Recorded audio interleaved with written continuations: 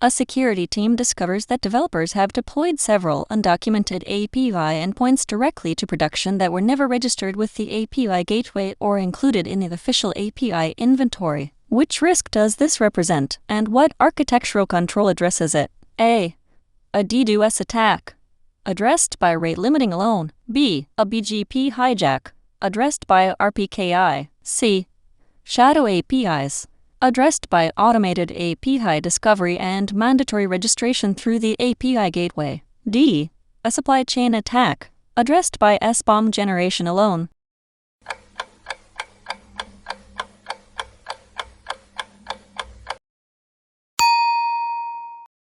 The correct answer is Shadow APIs, addressed by automated API discovery and mandatory registration through the API gateway. Shadow APIs are undocumented, unregistered endpoints that bypass centralized governance authentication, rate limiting, monitoring, automated API discovery tools combined with mandatory registration through the API gateway help ensure every endpoint is inventoried and consistently protected.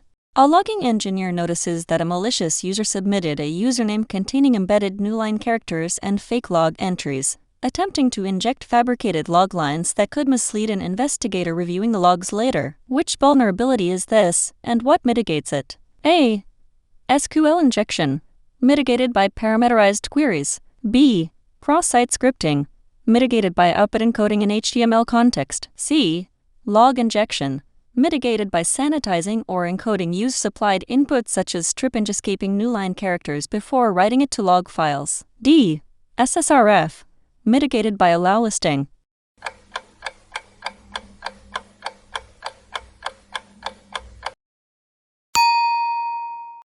The correct answer is log injection, mitigated by sanitizing or encoding user-supplied inputs such as strip and escaping newline characters before writing it to log files. Log injection occurs when unsanitized user input containing control characters like newlines is written directly to logs, allowing an attacker to forge fake log entries or corrupt log parsing. Mitigation involves sanitizing or encoding such characters before logging user-supplied data.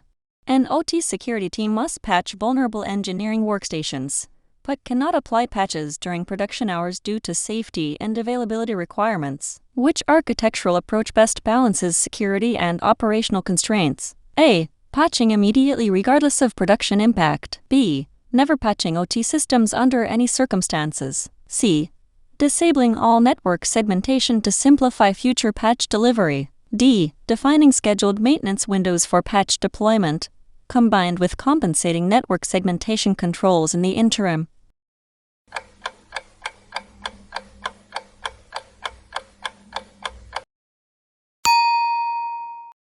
The correct answer is defining scheduled maintenance windows for patch deployment, combined with compensating network segmentation controls in the interim. OT patch management must account for safety and availability constraints unique to control environments, typically using defined maintenance windows for patching combined with compensating controls such as strict segmentation to manage risk during the interim period between vulnerability disclosure and patching. A SOC's network access control system automatically quarantines any new, unrecognized device that connects to a wired network port, placing it on a restricted VLAN with no access until it is identified and approved by an administrator. What threat does this control primarily address? A. This control only addresses wireless network threats, never wired network connections. B. NAC quarantine has no bearing on the security of physically connected network devices. C. Rogue or unauthorized devices connecting to the internal network, which could otherwise gain unrestricted access before being noticed. D. This control eliminates the need for any endpoint security software.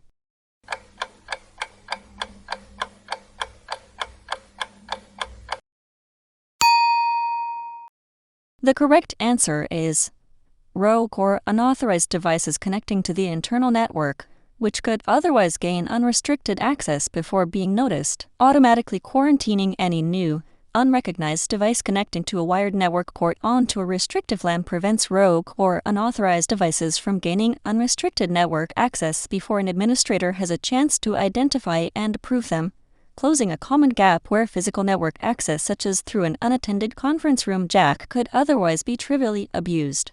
A hardware architect embeds a physical structure into a chip whose microscopic manufacturing variations produce a unique, unclonable response used to derive a device-specific cryptographic identity. Which technology is this? A. A trusted platform module TPM. B. A physical unclonable function PUF. C. A hardware security module HSM. D.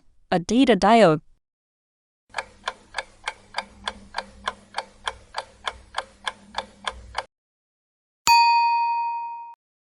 The correct answer is a physical unclonable function PUF. A physical unclonable function leverages inherent, unpredictable manufacturing variations in a chip to produce a unique, physically unclonable response, enabling device-specific cryptographic identity that is extremely difficult for an attacker to replicate even with the same design files. An endpoint security architecture blocks the use of USB storage devices by default, only allowing specific approved and encrypted devices to be used, and logs every file transfer attempt. Which control category is this? A. A CDN edge policy. B. A web application firewall rule. C. A BGP route filter. D. Removable media control endpoint DLP.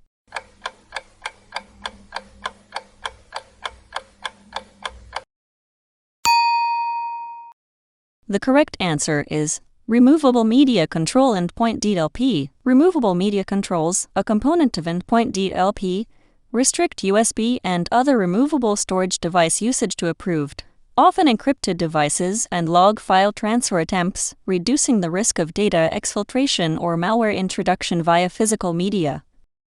A security operations leadership team plans red team engagement frequency and scope based on the organization's threat profile and the maturity of its detection capabilities, increasing engagement complexity and reducing advanced internal notification as the blue team's detection maturity improves over successive years. What does this progressive approach reflect? A.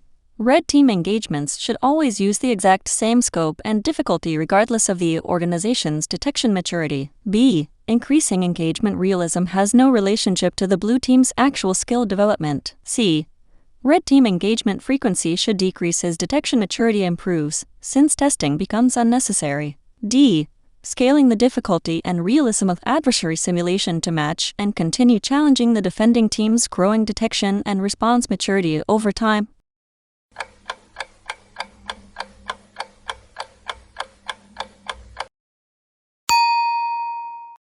The correct answer is scaling the difficulty and realism of adversary simulation to match and continue challenging the defending team's growing detection and response maturity over time, progressively increasing red team engagement complexity and realism, such as reducing advanced internal notification as the blue team's own detection and response maturity improves, ensures the exercises continue to provide meaningful, challenging validation rather than becoming a routine, unchallenging test that no longer drives genuine capability improvement.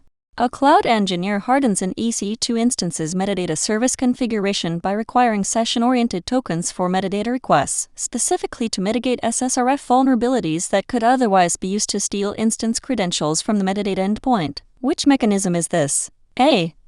IMS2 Instance Metadata Service version 2 with required token-based session authentication. B. IMS1 with no authentication. C. A public S3 bucket policy. D. A NAT gateway.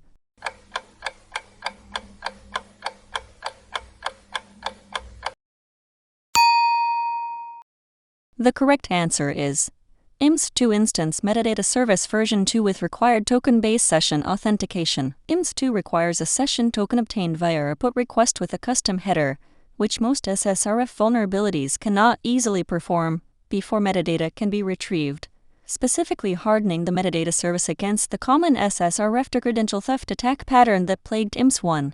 A company decides that the cost of implementing additional controls for a low likelihood, low-impact risk to an internal wiki exceeds the potential loss, and documents the decision with executive sign-off. Which risk treatment strategy is being applied? A. Risk mitigation. B. Risk avoidance. C. Risk acceptance. D. Risk transference.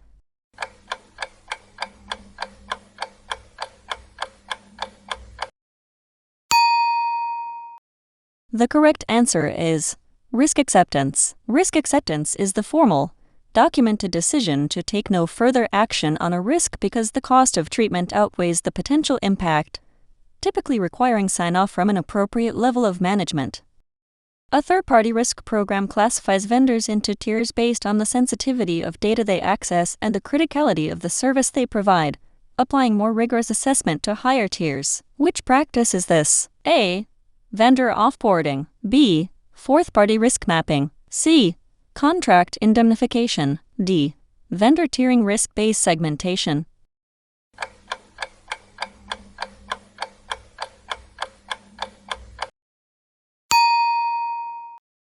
The correct answer is vendor tiering risk-based segmentation. Vendor tiering segments third parties into risk-based categories so that assessment depth and monitoring frequency scale with the criticality and data sensitivity of each vendor relationship, rather than applying a one-size-fits-all process.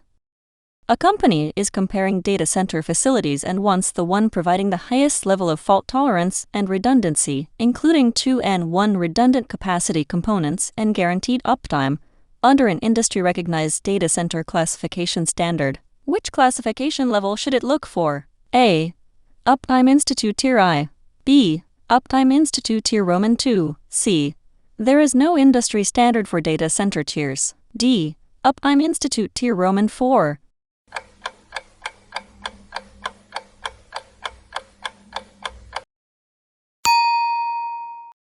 The correct answer is Uptime Institute Tier Roman IV. The Uptime Institute's data center tier classification ranges from Tier I basic capacity to Tier Roman IV, the highest level, featuring fully fault-tolerant, 2N1 redundant infrastructure and the highest guaranteed uptime, providing a standardized way to compare facility resilience.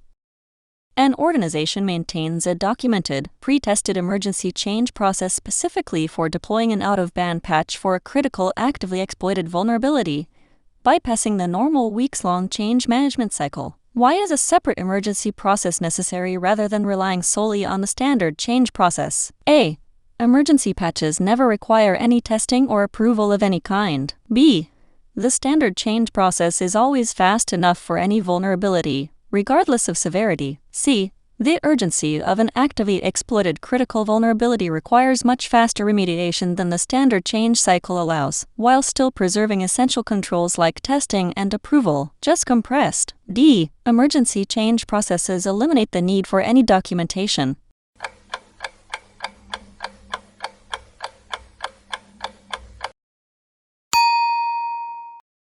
The correct answer is the urgency of an actively exploited critical vulnerability requires much faster remediation than the standard change cycle allows, while still preserving essential controls like testing and approval, just compressed. A dedicated emergency change process allows an organization to respond much faster to an actively exploited critical vulnerability than the standard weeks-long change management cycle would permit, while still preserving essential controls, abbreviated testing, expedited approval rather than abandoning governance entirely. A SOC's cost monitoring integration flags an unexpected, dramatic spike in cloud compute spending in a specific account, which upon investigation reveals compromised credentials being used to spin up dozens of high-powered instances for unauthorized crypto mining. What does this scenario illustrate about cloud security operations? A. Cloud cost anomaly monitoring can serve as an unconventional but effective security detection signal, complementing traditional log-based monitoring. B. Cloud billing data has no relevance to security operations under any circumstances. C. Cost anomalies always indicate a billing system error rather than a security issue. D. Crypto mining abuse in the cloud can only ever be detected through network traffic analysis.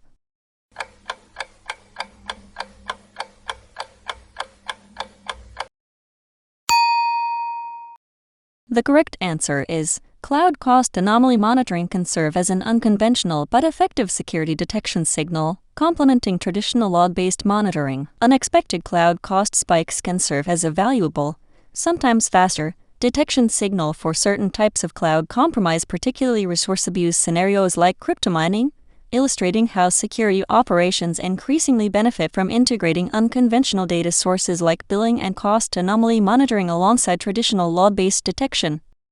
A systems engineer runs a legacy application within an isolated root directory, so that even if the process is compromised, it cannot see or access files outside of the restricted directory tree. Which technique is this? A.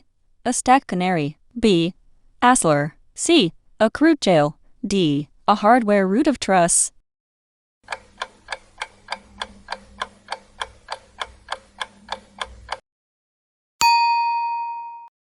The correct answer is a root jail. A root jail changes a process parent root directory, restricting its visible file system to a specific subtree. While not as strong an isolation boundary as containers or VMs, root escapes are a known risk. It provides a basic layer of containment for less trusted processes. A multi-tenant SaaS encryption engineer provisions a separate, dedicated encryption key per tenant within the cloud KMS, rather than a single shared key for all tenants' data. What benefit does this provide beyond regulatory requirements some customers may have? A. It eliminates the need for any access control between tenants. B. It guarantees zero latency for encryption operations. C. It removes the need for a key management service entirely. D. A compromised or leaked key for one tenant does not expose the data of any other tenant, and individual tenant keys can be revoked or rotated independently.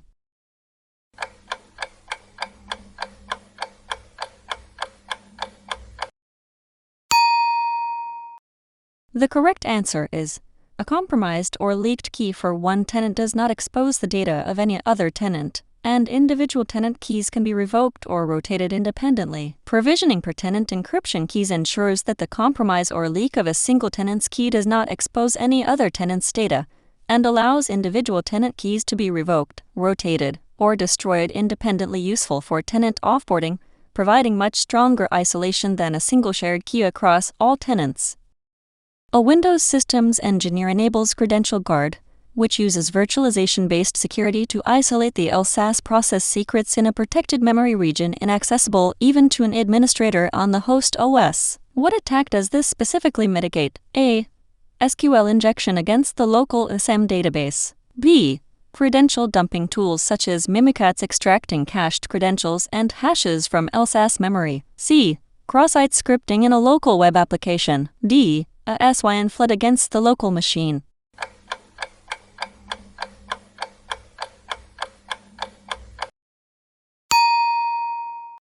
The correct answer is credential dumping tools such as Mimikatz extracting cached credentials and hashes from LSAS memory. Credential Guard uses virtualization-based security to isolate LSAS secrets in a separate, protected memory region that even a local administrator cannot directly access, specifically mitigating credential dumping tools like Mimikatz that traditionally extract password hashes and Kerberos tickets directly from LSAS process memory.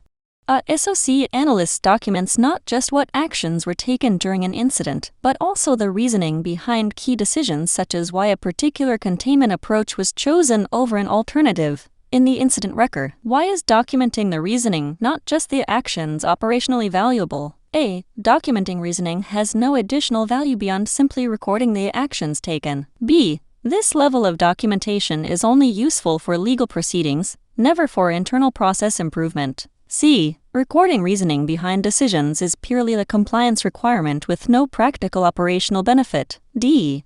It supports more effective post-incident review and knowledge transfer, allowing future analysts and auditors to understand the context and judgment behind decisions, not just the resulting actions taken.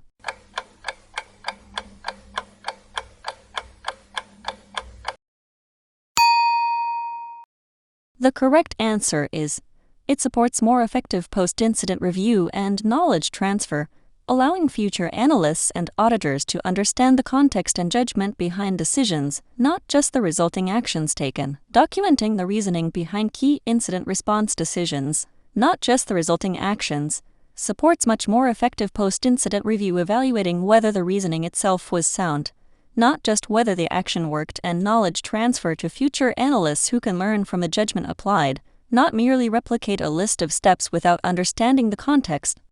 A SOC's ransomware response playbook specifies immediately isolating affected hosts, identifying and preserving encrypted files for potential decryption tool availability, and explicitly prohibits any individual analyst from unilaterally deciding whether to pay a ransom. Why is the ransom payment decision explicitly reserved for a higher level of authority? A. Ransom payment decisions have no legal or regulatory implications whatsoever. B.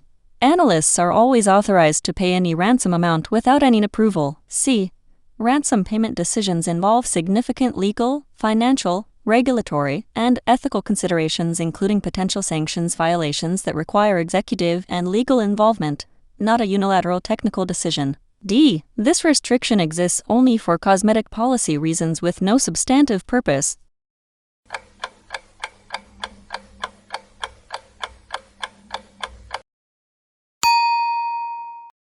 The correct answer is ransom payment decisions involve significant legal, financial, regulatory, and ethical considerations, including potential sanctions violations that require executive and legal involvement, not a unilateral technical decision. Ransom payment decisions carry substantial legal risk, including potential off-act sanctions violations if the attacker is on a restricted list, financial impact, and ethical considerations that require executive, legal, and often law enforcement involvement, which is why response playbooks explicitly reserve this decision above the individual analyst's level. A SOC develops documented playbooks, establishes on-call rotations, and conducts tabletop exercises before any incident has occurred. Which phase of the incident response lifecycle does this activity belong to? A. Containment. B. Eradication. C. Recovery. D. Preparation.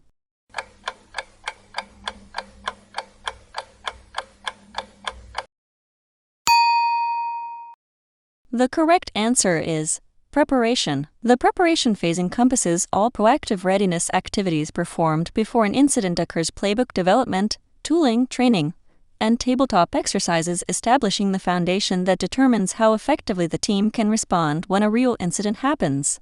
During a major incident, a cross-functional crisis management team, including executives, legal, communications, and technical leadership, convenes to make business-level decisions such as whether to notify customers or take a system offline, separate from the technical incident response team executing the actual remediation. Why maintain this separation? A.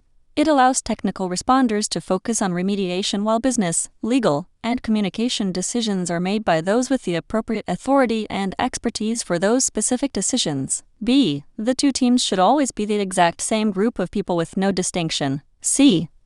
Crisis management teams have no role during an active technical incident. D. Technical responders should always make all business and communication decisions unilaterally.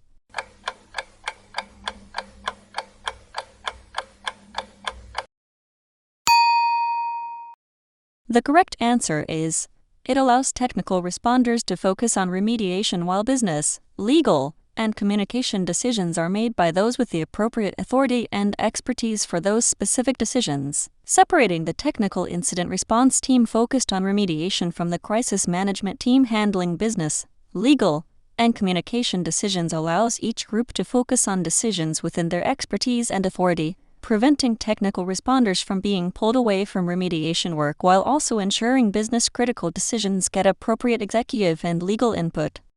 A SOC extends its monitoring capability to remote employees' corporate-managed laptops via an EDR agent, since it can no longer rely on visibility from a corporate network perimeter for a largely remote workforce. What operational shift does this represent? A. A complete elimination of the need for any endpoint monitoring. B. A shift away from any monitoring of remote employees entirely. C. No meaningful shift in operational approach compared to a fully office-based workforce. D. A shift from network perimeter-centric monitoring toward endpoint-centric monitoring, reflecting the reality that traffic no longer reliably passes through a monitored corporate network boundary.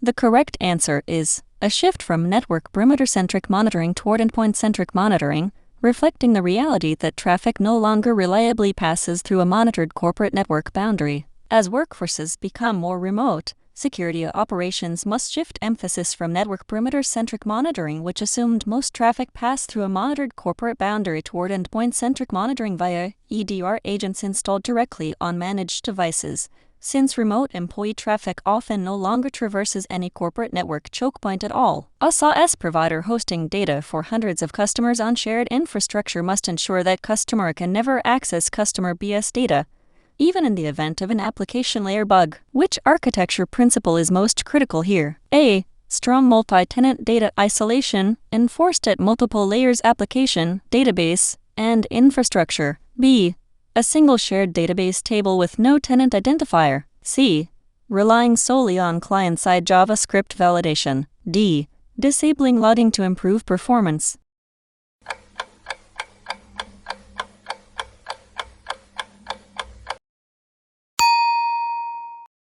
The correct answer is strong multi-tenant data isolation, enforced at multiple layers application, database, and infrastructure. Multi-tenant SaaS architectures must enforce tenant isolation defensively at multiple layers, not relying on a single application layer check alone, such as role-level security in the database and infrastructure-level segmentation, so that an application bug at one layer does not result in cross-tenant data exposure.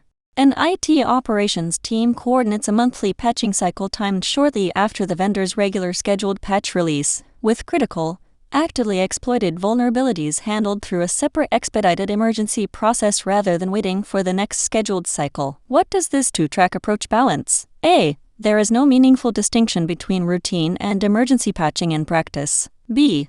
Operational stability and predictability for routine patching against the need for much faster response to critical, actively exploited vulnerabilities that cannot wait for the standard cycle. C. Emergency patches should always be delayed until the next standard scheduled cycle regardless of severity. D. Routine scheduled patching should be abandoned entirely in favor of emergency patching for every vulnerability.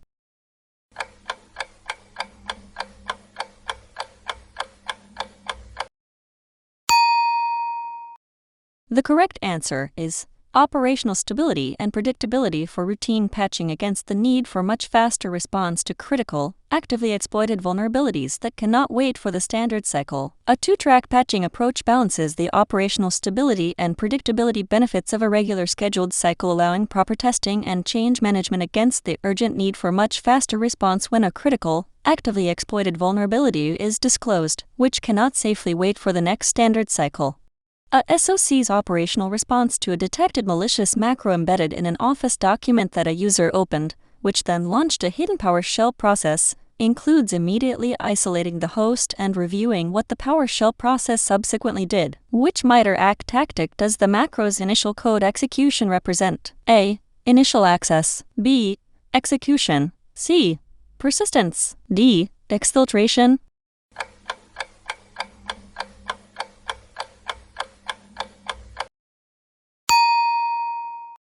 The correct answer is execution. Running malicious code via a macro or any other means of getting attacker-controlled code to run on a system falls under the execution tactic, distinct from initial access, how the attacker first gained a foothold, such as the phishing email delivering the document. The operational response focuses on isolating the host and determining what the executed code subsequently did. A service mesh automatically rotates the short-lived certificates used for MTLS between services well before they expire, without requiring manual intervention from application teams. Which capability is this, and why is it architecturally important? A. Automated certificate lifecycle management. It prevents outages from expired certificates while maintaining strong, frequently rotated cryptographic identity. B. Manual certificate issuance. It requires a help desk ticket for every rotation. C. A one-time certificate issuance with no expiration. D. A shared, never rotated certificate across all services.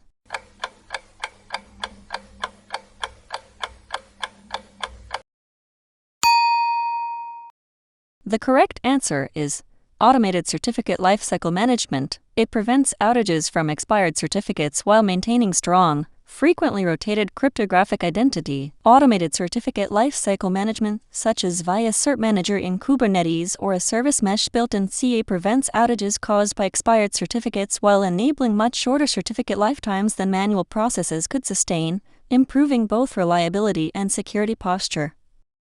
An EU directive expands cybersecurity obligations to a broader range of essential and important entities, including supply chain security requirements and mandatory incident reporting within tight timeframes to national authorities. Which directive is this? A. The GDPR. B. The e-Privacy Directive. C. The Digital Services Act. D. NIS2 Directive.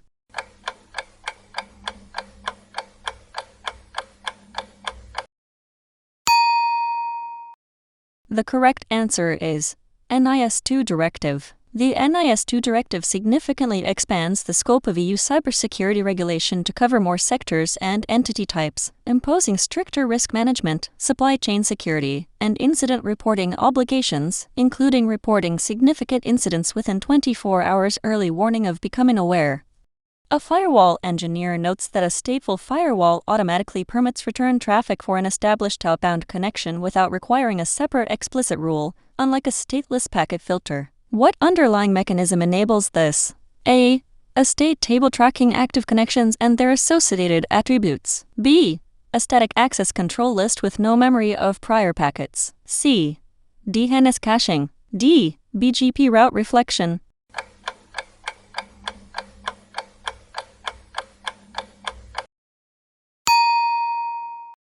The correct answer is a state table tracking active connections and their associated attributes. Stateful firewalls maintain a state table tracking the attributes of active connection source destination, ports, sequence numbers, allowing them to automatically recognize and permit legitimate return traffic for an established connection, unlike stateless packet filters which evaluate every packet independently with no memory of prior traffic.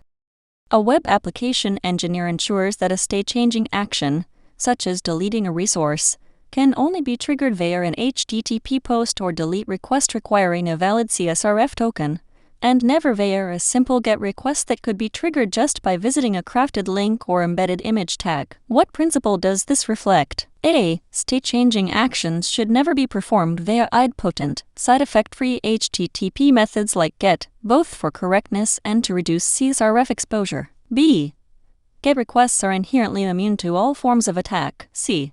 Post requests never require any CSRF protection. D. HTTP method choice has no bearing on an application's security posture.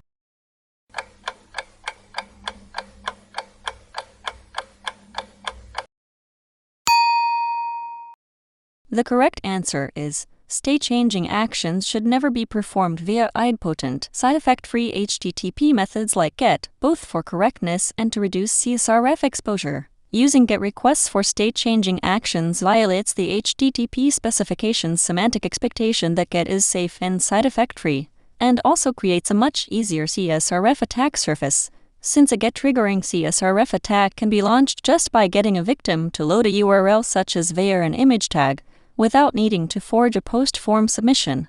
A team migrating a legacy monolith to microservices gradually routes specific functionality to new services while the old monolith continues to handle everything else until the legacy system is eventually fully replaced. Which pattern is this? A. The strangler fig pattern. B. The bulkhead pattern. C. The sidecar pattern. D. The circuit breaker pattern.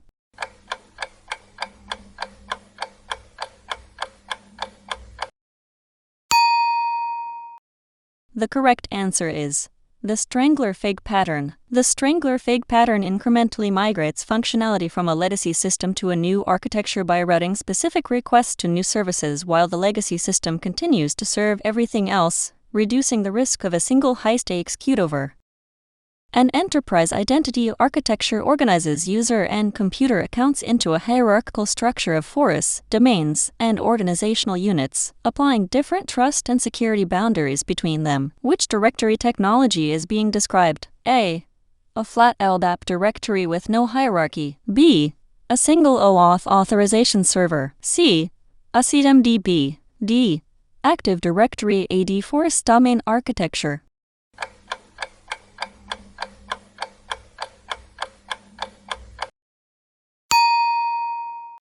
The correct answer is Active Directory AD Forest Domain Architecture. Active Directory organizes identities hierarchically into forests, the outermost security boundary, domains, and organizational units, with trust relationships that can be configured between domains and forests to control the scope of administrative and access boundaries. How many did you get right? Let us know in the comments, and tell us what topics you want us to cover next. Want to practice more? Download the app and get hundreds of free practice questions with detailed explanations.